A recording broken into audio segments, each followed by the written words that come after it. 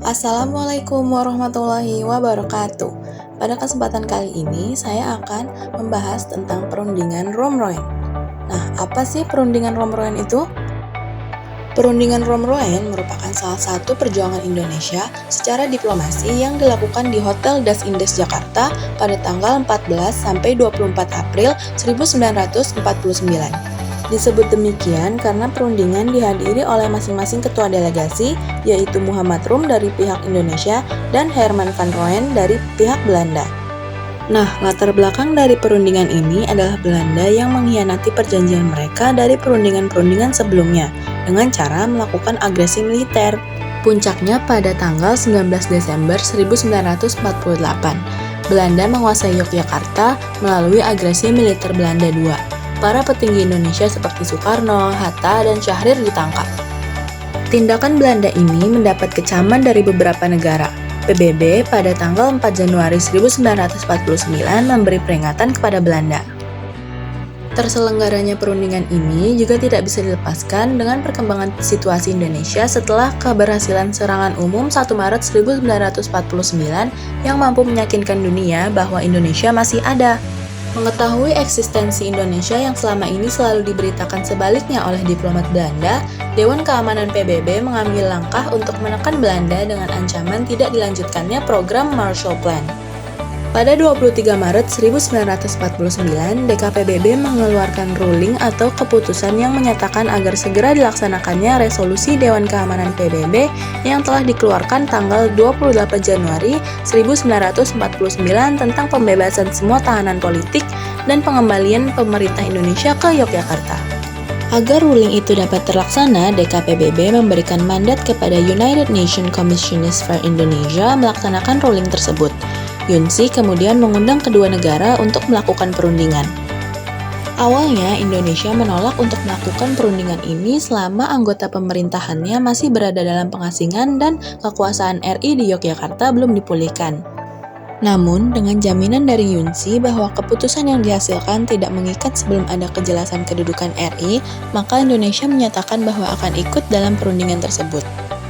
Perundingan pun berjalan dengan alot. Bahkan sampai harus menghadirkan Muhammad Hatta yang saat itu sedang diasingkan di Bangka dan Sri Sultan Hamengkubuwono IX. Hasil perundingan Romroen kemudian dikenal dengan Perjanjian Romroen yang ditandatangani pada tanggal 7 Mei 1949. Secara singkat, hasil perundingan Romroen adalah perang gerilya dihentikan, Indonesia Belanda bekerja sama dalam memelihara ketertiban dan keamanan, akan digelar konferensi meja bundar dalam waktu dekat, dan pemerintahan RI dikembalikan ke Yogyakarta. Berikut adalah isi Perjanjian Romroen. Delegasi Indonesia menyatakan kesediaan mengeluarkan perintah untuk menghentikan perang gerilya, bekerja sama mengembalikan perdamaian dan menjaga ketertiban dan keamanan, dan turut serta dalam KMB di Den Haag.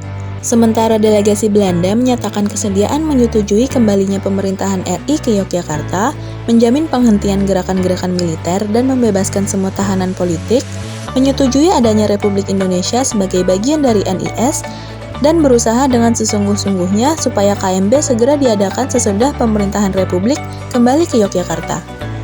Hasil perundingan Romroen menimbulkan beberapa dampak. 1. Dampak pengakuan internasional. Perjanjian ini adalah langkah penting dalam pengakuan internasional terhadap kedaulatan Indonesia yang telah lama diinginkan oleh para pejuang kemerdekaan. 2. Konsekuensi politik. Meskipun perjanjian ini merupakan langkah menuju perdamaian, itu juga menjadi sumber ketegangan dalam politik Indonesia, terutama mengenai pembagian wilayah. 3. Pengaruh dalam proses diplomasi. Perjanjian ini menjadi dasar bagi perundingan lebih lanjut dan menciptakan lingkungan yang mendukung pengakuan kedaulatan Indonesia oleh negara-negara lain. 4. Kontroversi. Pembagian wilayah dan masalah terkait Papua Barat kemudian menjadi sumber kontroversi dan perselisihan antara Indonesia dan Belanda. Nah, siapa saja sih tokoh-tokoh penting Indonesia yang mengikuti perundingan ini? Pertama, ada Muhammad Rum sebagai pimpinan delegasi, Mr. Ali Sastroamidjojo sebagai wakil pimpinan, Dr. Leimena, anggota, Insinyur Juanda, anggota, Dr. Supomo, anggota, Sumarto, wakil kepala kepolisian negara yang juga ikut serta, Mr. Ratu Harhari, anggota, Mr. Pringgodikdo sebagai sekretaris umum, Sultan Syahrir sebagai penasihat, Insinyur Laoh, Muhammad Natsir, Dr. Dharma Setiawan, serta Mr. Kusuma Atmaja juga menjadi penasihat dalam perundingan ini.